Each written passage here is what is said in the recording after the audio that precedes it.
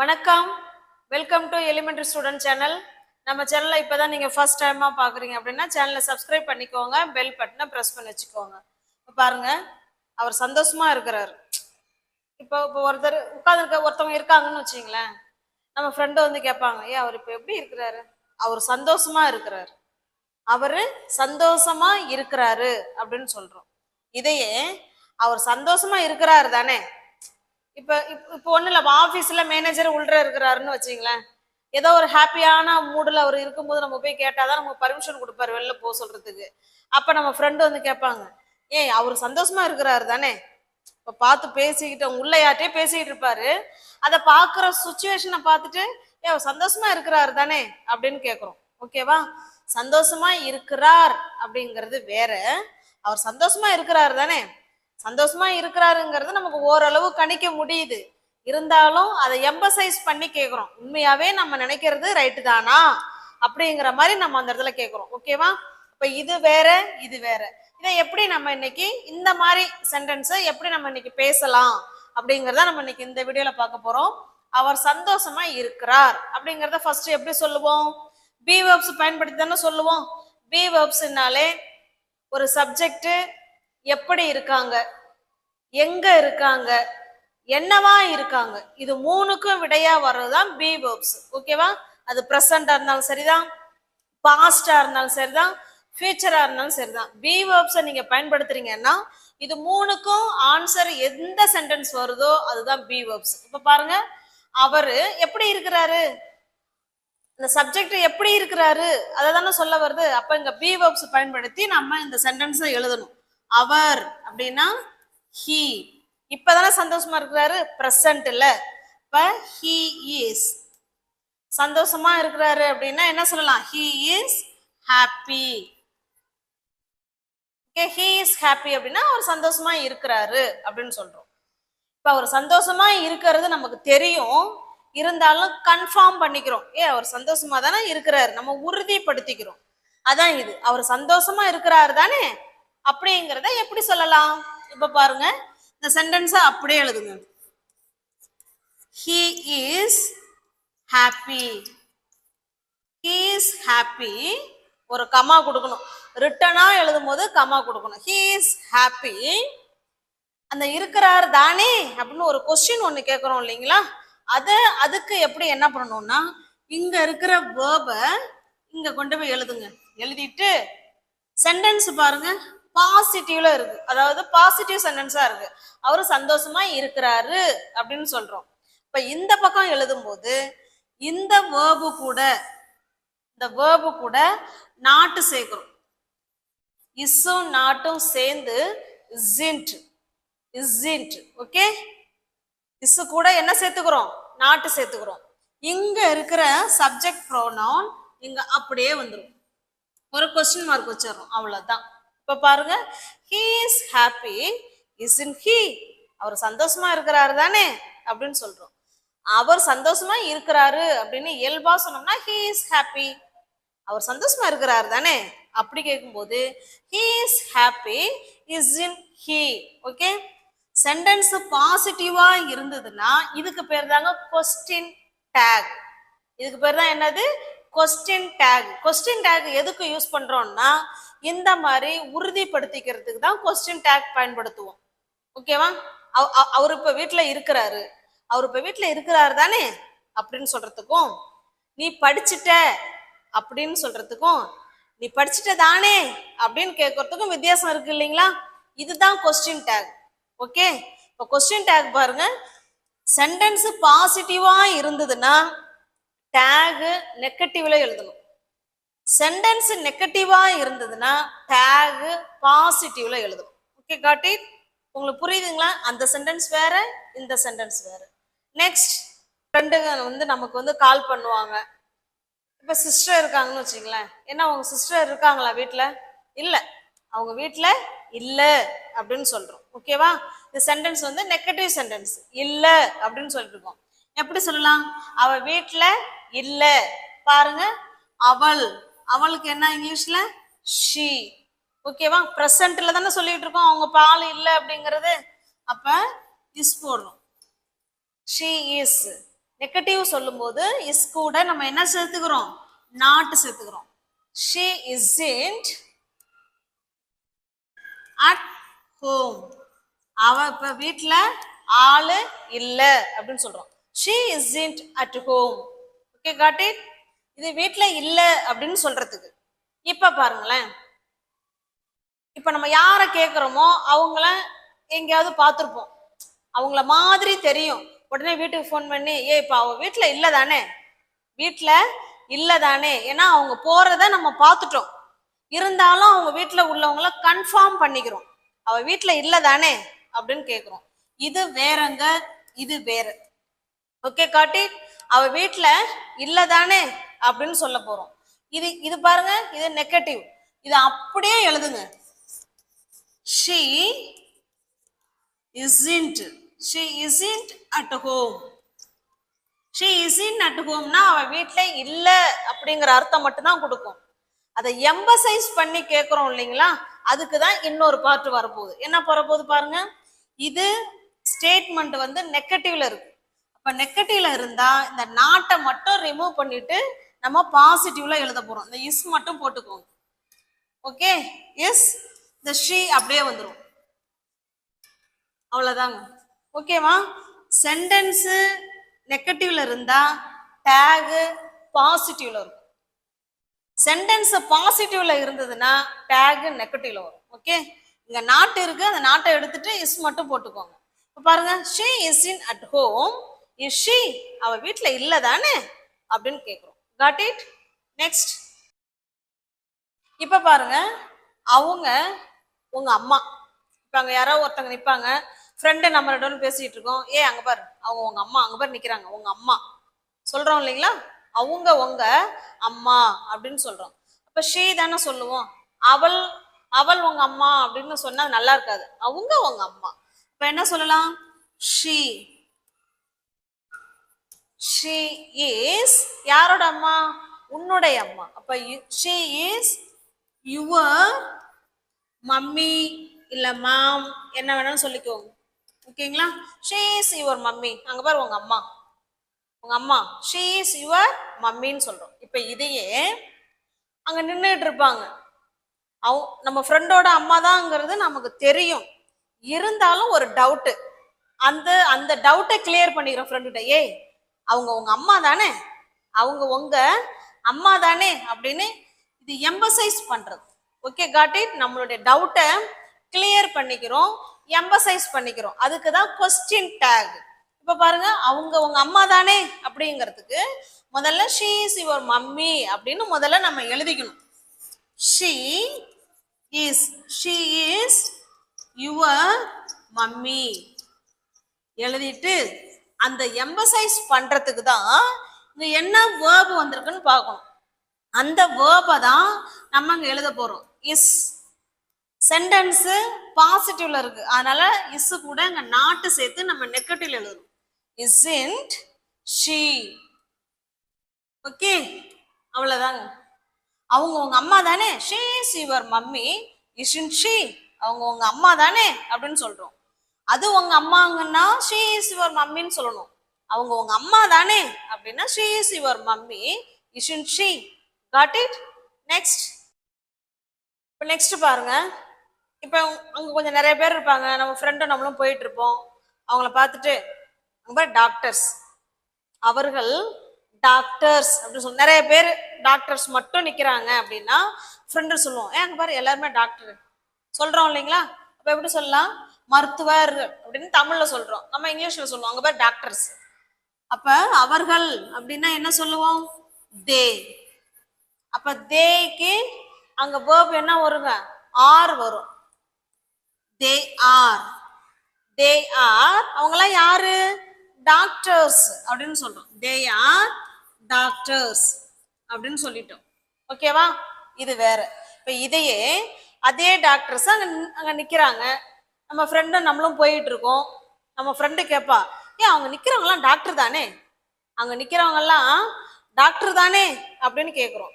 அப்ப எப்படி கேட்கலாம், எப்படி சொல்லலாம், சேம் அதே சென்டென்ஸ் தான். they are doctors, they are doctors. இந்த ஆறு அப்படியே அங்க கொண்டு போங்க. ஆர், ஆறு கூட தான் நாட்டு சேர்க்க போறோம். ஓகேவா? ஆண்ட். நீங்க தனித்தனியா எழுதினாலும் ஓகே தான். ஆர் நாட் அப்படி எழுதிட்டாலும் ஓகே தான். ஆண்ட், ஆரும் நாட்டும் சேர்ந்து ஆண்ட். ஆண்ட் தே. இவங்க இங்க வந்துருவாங்க. இந்த ஆர் கூட தான் நாட்டு சேர்க்கிறோம். ஓகே பாருங்க. ஓ மை காட், அவர்கள் மருத்துவர்கள் அப்படின்னா தே ஆர் டாக்டர்ஸ். அவங்கெல்லாம் டாக்டர் தானே அப்படின்னு கேட்டோம்னா தே ஆர் டாக்டர்ஸ் ஆண்ட் தே அப்படின்னு சொல்றோம். Okay got it. இதுக்கு பேர் தான் கொஸ்டின் டேக். கொஸ்டின் டேக்னா நம்மளோட டவுட்டை கிளியர் பண்ணிக்கிறோம், மேலும் எம்பசைஸ் பண்றதுக்கு தான் இந்த இது கொஸ்டின் டேக் பயன்படுது. ஓகே, இந்த கொஸ்டின் டேக் எல்லா டென்ஸுக்கும் பயன்படுத்திக்கலாம். நெக்ஸ்ட், அவன் உன் தம்பி அப்படின்னு சொல்றோம். அவன் உன்னுடைய தம்பி அப்படின்னு சொல்றோம். இப்ப பாருங்க, அவன், he, ஹீக்கு சப்ஜெக்ட் இஸ், he is. உன் தம்பி, உன்னுடைய தம்பி, your, he is your. தம்பிக்கு என்ன சொல்லுவோம்? brother. he is your brother அப்படின்னு சொல்றோம். he is your brother அப்படின்னா அவன் உன்னுடைய தம்பி அப்படின்னு சொல்றோம். இப்ப அதே தம்பி நிக்கிறான். நம்ம என்ன சொல்லுவோம் அவனை பார்த்துட்டு? ஃப்ரெண்டுகிட்ட, ஏய் அவன் தம்பி தானே, அவன் தம்பி தானே அப்படின்னு கேட்குறோம். இதை எப்படி கேட்கலாம்? சேம் அதே தான். he is your brother. he is your brother. isn't he? அங்க என்ன சேர்க்கணுங்க? நம்ம அந்த எம்பசைஸ் பண்றோம் இல்லைங்களா, இந்த இஸ் கூட நாட்டு சேர்க்கிறோம். isn't he, அவன் தம்பி தானே அப்படின்னு கேட்கிறோம். he is your brother, isn't he அப்படின்னு சொல்றோம். Okay got it. இப்ப இதையே அவன் தம்பி இல்ல தானே, அவனோட தம்பி இல்ல தானே அப்படின்னு சொல்லணும்னா இப்ப இந்த சென்டென்ஸா மாத்தணும். பாருங்க, he, இந்த இஸ் கூட நாட்டு சேர்க்கிறோம். ஏன்னா நம்ம நெகட்டிவ்ல சொல்றோம், அவனோட தம்பி இல்ல தானே அப்படின்னு சொல்றோம். இப்ப he isn't your brother, he isn't your brother. இங்க நெகட்டிவ்ல இருக்கு இல்லைங்களா, அப்ப அதனால நம்ம இங்க பாசிட்டிவ்ல மட்டும்தான் போடணும். Is he. Okay got it. இப்ப பாருங்க, அவன் உன் தம்பி அப்படின்னா he is your brother அப்படின்னு சொல்லிடுவோம். அவன் உன் தம்பி தானே அப்படின்னா he is your brother, isn't he அப்படின்னு சொல்லணும். ஓகேவா? அவன் தம்பி இல்ல தானே அப்படின்னா he isn't your brother, is he அப்படின்னு சொல்லணும். Okay got it. அப்போ கொஸ்டின் டேக் என்பது எம்பசைஸ் பண்றதுக்கும் நம்மளோட டவுட்டை கிளியர் பண்றதுக்கும் தான் இந்த கொஸ்டின் டேக் பயன்படும். ஓகேவா? உங்களுக்கு புரியுதுங்களா? நெக்ஸ்ட், இப்ப பாருங்க, எனக்கு பசிக்குது அப்படின்னு இயல்பா சொல்றோம். எனக்கு பசிக்குது எப்படி சொல்லலாம்? எனக்கு, ஐக்கு சப்ஜெக்ட் பக்கத்துல வேர்பு வரணும் இல்லைங்களா? ஐ ஆம். பசிக்கிறதுக்கு இங்கிலீஷ்ல ஹங்கிரி. ஐ ஆம் ஹங்கிரி அப்படின்னா எனக்கு பசிக்குது அப்படின்னு அர்த்தம். Okay got it. இப்ப இதையே நம்ம ஃப்ரெண்டு கிட்ட சொல்லுவோம், எனக்கு ரொம்ப பசிக்குதுப்பா அப்படின்னு சொல்லுவோம். சொல்லிக்கிட்டே இருப்போம். அதுக்குள்ள நம்ம அம்மாவோ இல்லை யாரோ ரிலேஷன் யாரோ வந்துடுறாங்கன்னு வச்சுங்களேன். அப்ப நம்ம ஃப்ரெண்டு சொல்லுவா, நம்ம ஃப்ரெண்டு சொல்றது முன்னாடி நம்மளே சொல்றோம், எனக்கு பசிக்குதுமா அப்படின்னு சொல்லுவோம். அவங்க அம்மா, இப்பதானே சாப்பிட்ட, என்ன அதுக்குள்ள பசிக்குதா அப்படிங்கிற மாதிரி சப்போஸ் கேட்டாங்கன்னு வச்சுங்களேன். அப்ப நம்ம ஃப்ரெண்ட்ல சொல்லலாம், எனக்கு பசிக்குது தானே, எனக்கு பசிக்குது தானே அப்படின்னு. ஏன்னா நம்ம ஃப்ரெண்டுகிட்ட சொல்லியிருக்கோம், ஏற்கனவே பசிக்குது அப்படின்னு அவங்கள்ட்ட சொல்லியிருக்கோம். அதனால நான் கூட உன்கிட்ட சொன்னேன்ல அப்படின்னு அவங்கள கேட்குறோம். நான் உன்கிட்ட கூட சொன்னேன்ல, இது உண்மைதானே அப்படிங்கிற மாதிரி எம்பசைஸ் பண்றோம். எனக்கு பசிக்குது தானே அப்படின்னு சொல்லணும். எப்படி சொல்லலாம்? சேம் வே, ஐ ஆம் ஹங்கிரி. ஐ ஆம் ஹங்கிரி. ஆம் கூட நாட்டை சேர்த்துக்கிறீங்க. ஓகேவா? இந்த வேர்பு கூட நாட்டை. ஐ ஆம் நாட் ஐ. எனக்கு பசிக்குது தானே அப்படின்னு அர்த்தம். இங்க பாருங்க, எனக்கு பசிக்கல தானே, எனக்கு பசியே இல்லம்மா, எனக்கு பசிக்கல அப்படின்னு சொல்றவங்களா, பசிக்கல தானே அப்படின்னா அப்ப எப்படி எழுதுவோம்? ஐ am not hungry. I am not ஹங்க்ரினா எனக்கு பசிக்கல அப்படின்னு அர்த்தம். எனக்கு பசிக்கல தானே அப்படின்னா இங்க இருக்கிற இந்த வேர்பை இங்க கொண்டு போயிடுங்க. இந்த நாட்டை விட்டணும், இந்த ஐயா அப்படியே கொண்டு போயிடுங்க. எனக்கு பசிக்கல தானே, ஐ ஆம் நாட் ஹங்க்ரி, ஆமை. Okay, next. இப்ப பாருங்க, இப்ப ஒரு கடையை காட்டி இந்த கடை திறந்து இருக்கு அப்படின்னு சொல்றோம். கடை திறந்து இருக்கு அப்படின்னு இயல்பா சொல்றோம். எப்படி சொல்லலாம்? த shop is open. The shop is open அப்படின்னா என்ன அர்த்தம்? கடை திறந்திருக்கு அப்படின்னு சொல்றோம். இதையே கடை திறக்கல அப்படின்னு சொல்லணும்னா எப்படி சொல்லலாம்? த ஷாப், இந்த இஸ் கூட நெகட்டிவ் சேர்த்துக்கிறோம். isn't. the shop isn't open. ஓகேவா? இப்ப நல்லா கவனிங்க. கடை திறந்திருக்கு அப்படின்னா the shop is open. Gate திறந்திருக்கு, the gate is open. Door திறந்திருக்கு, the door is open. ஜன்னல் திறந்திருக்கு, the window is open. Okay, இப்ப திறந்திருக்கு அப்படின்னா அதனுடைய வே இப்படிதான் சொல்லணும். இதே இப்போ திறக்கல அப்படின்னா the shop isn't open, கடை திறக்கவில்லை அப்படின்னு சொல்றோம். ஓகே, இப்ப இந்த சென்டென்ஸ் பாருங்க. கடை திறந்திருக்கு அப்படின்னு இயல்பா சொல்லிட்டோம். இதையே இப்ப நம்ம அம்மா போய் கடை திறந்திருக்கான்னு பார்த்து சொல்லியிருப்பாங்க. ஃப்ரெண்டும் நம்மளும் போறோம், வந்து நம்ம அம்மாட்ட சொல்றோம், அம்மா கடை திறந்திருக்குமா அப்படின்னு சொல்றோம். அவங்க டைமே ஆகலாம், அதுக்குள்ள கடை திறந்துருச்சா அப்படிங்கிற மாதிரி டவுட்ல கேட்பாங்க.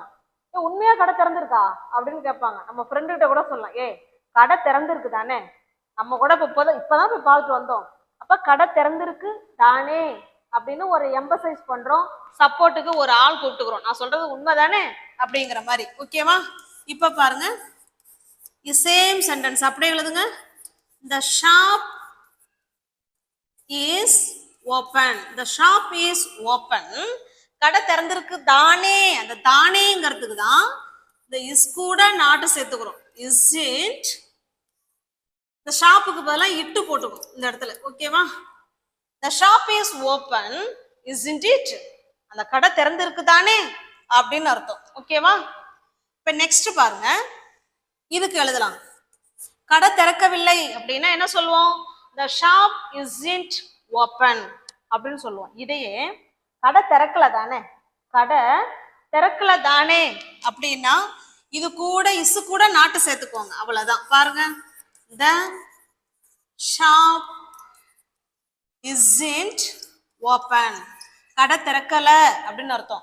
திறக்கல தானே அப்படிங்கிறதுக்கு தான் இங்க நெகட்டிவ்ல இருக்கு, நம்ம இங்க பாசிட்டிவ்ல எழுதுறோம். is it.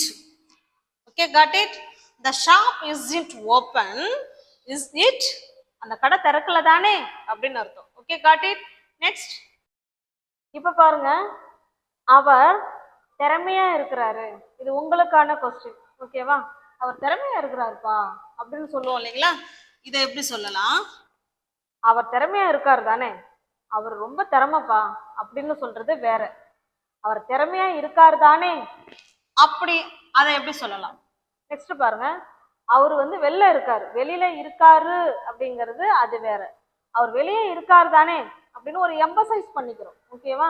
அவர் வெளியே இருக்காரு தானே அப்படிங்கிறத எப்படி சொல்லலாம்? வெளியேன்னா வீட்டுல இல்ல, வெளில இருக்காரு அப்படின்னு சொல்றோம். ஓகேவா? இது மூணுக்கும் எப்படி ஆன்சர் பண்ணலாங்கிறத நீங்க கமெண்ட் பாக்ஸ்ல கமெண்ட் பண்ணுங்க. இப்ப பாருங்க, இப்ப இதுல நீங்க என்ன நல்லா தெரிஞ்சுக்கணும் அப்படின்னா, கொஸ்டின் டேக், இதுக்கு பேர் என்ன தெரியுமாங்க? Question take. ஸ்கூல் சில்ட்ரன், குழந்தைங்க, ஸ்டூடெண்ட்ஸ் எல்லாம் கண்டிப்பா வீடியோஸை ஃபாலோ பண்ணுங்க. உங்களுடைய எக்ஸாமுக்கு யூஸ்ஃபுல்லான வீடியோ தான் நாங்கள் போட்டுக்கிட்டு இருக்கிறது. ஓகேவா? நீங்க பேரண்ட்ஸ் கூட நீங்க வீடியோவை பார்த்துட்டு உங்க குழந்தைங்களுக்கு நீங்களே சொல்லி கொடுக்கலாம். ஓகேவா? நீங்க டியூஷனுக்குலாம் அனுப்பணுங்கிற அவசியமே கிடையாது. கொஸ்டின் டேக் என்னன்னா, சென்டென்ஸு, இப்போ நம்ம சென்டென்ஸ் சொன்னோம் இல்லைங்களா? சென்டென்ஸு பாசிட்டிவா இருந்ததுன்னா இந்த பக்கம் டேக் இருக்கு இல்லைங்களா? டேக் நெகட்டிவ்ல வரும், லாஸ்டா கொஸ்டின் மார்க் வைக்கணும். ஓகே, இதையே சென்டென்ஸ் நெகட்டிவ்ல இருக்கு அப்படின்னா டேக் வந்து பாசிட்டிவ்ல இருக்கணும், இதுல கொஸ்டின் மார்க் வைக்கணும். ஓகேங்களா? இதுதான் நீங்க நல்லா தெரிஞ்சுக்கணும். சென்டென்ஸ் பாசிட்டிவ்னா டேக் நெகட்டிவ்ல போட்டுருங்க. சென்டென்ஸ் நெகட்டிவ்ல இருக்குன்னா டேக பாசிட்டிவ்ல போட்டுருங்க. ஓகே, புரியுதுங்களா? அப்ப இந்த கொஸ்டின் டேக் வந்து எல்லா டென்ஸுக்குமே பயன்படுத்தலாம். இப்ப நம்ம பி வெர்ப்ஸை பயன்படுத்தி ப்ரெசன்ட் டென்ஸுக்கு மட்டும்தான் சொல்லியிருக்கோம். இதையே நீங்க பாஸ்ட் டென்ஸ்ல நீங்களா மாத்திக்கலாம், ஃபியூச்சர் டென்ஸ்லயும் நீங்களா மாத்திக்கலாம். Okay, got it. இப்ப பாருங்க, ப்ரெசன்ட் டென்ஸ் பி வெர்ப்ஸ் பாருங்க. இதுதான் எல்லாருக்கும் குழப்பமா இருக்கும். பி வெர்ப்ஸ் அப்படின்னா என்ன அப்படின்னு பாத்தீங்கன்னா, am, is, are இவங்க 3 பேரும் தான் ப்ரெசன்ட்டுக்கு வருவாங்க. ப்ரெசன்ட்டுக்கு பி வெர்ப்ஸ் இவங்க தான். am, is, are. ஆம் யாராருக்கெல்லாம் வருவாங்கன்னா ஐக்கு மட்டும்தான் ஆம் வருவாங்க. இஸ் யாராருக்கெல்லாம் வருவாங்கன்னா he, she, it இவங்களுக்கு இஸ் வருவாங்க. ஆர் யாராருக்கெல்லாம் வருவாங்க அப்படின்னா we, you, they இவங்களுக்கெல்லாம் ஆர் வருவாங்க. ஓகேவா? இதுதான் பி வெர்ப்ஸ். இதே பாஸ்ட் டென்ஸ்ல பி வெர்ப்ஸ் எப்படி வருவாங்க அப்படின்னா was, were இவங்க 2 பேரும் தான் பாஸ்ட் டென்ஸ்ல பி வெர்ப்ஸ். was யாராருக்கெல்லாம் வருவாங்க? ஐ சப்ஜெக்டா இருக்கும்போது, he சப்ஜெக்டா இருக்கும்போது, she சப்ஜெக்டா இருக்கும்போது, it சப்ஜெக்டா இருக்கும்போது was வந்துருவாங்க. அப்ப were வந்து you, we, they இவங்கெல்லாம் சப்ஜெக்டா இருக்கும்போது were வருவாங்க. ஓகேவா? இதுதான் பி வெர்ப்ஸ்ங்கிறது. நம்ம இன்னைக்கு ப்ரெசன்ட் டென்ஸுக்கு மட்டும்தான் கொஸ்டின் டேக் பார்த்துருக்கோம். இன்னொரு வீடியோவில் பாஸ்ட் டென்ஸ் வச்சு பார்க்கலாம். ஓகேங்களா? நம்ம வீடியோவை இப்போதான் நீங்கள் ஃபர்ஸ்ட் டைமாக பார்க்குறீங்க அப்படின்னா சேனலை தயவுசெய்து சப்ஸ்கிரைப் பண்ணிக்கோங்க, பெல் பட்டனை ப்ரெஸ் பண்ணி வச்சுக்கோங்க, வீடியோவை ஸ்கிப் பண்ணாமல் பாருங்கள், கமெண்ட் பண்ணுங்கள், லைக் பண்ணுங்கள். தேங்க்யூ.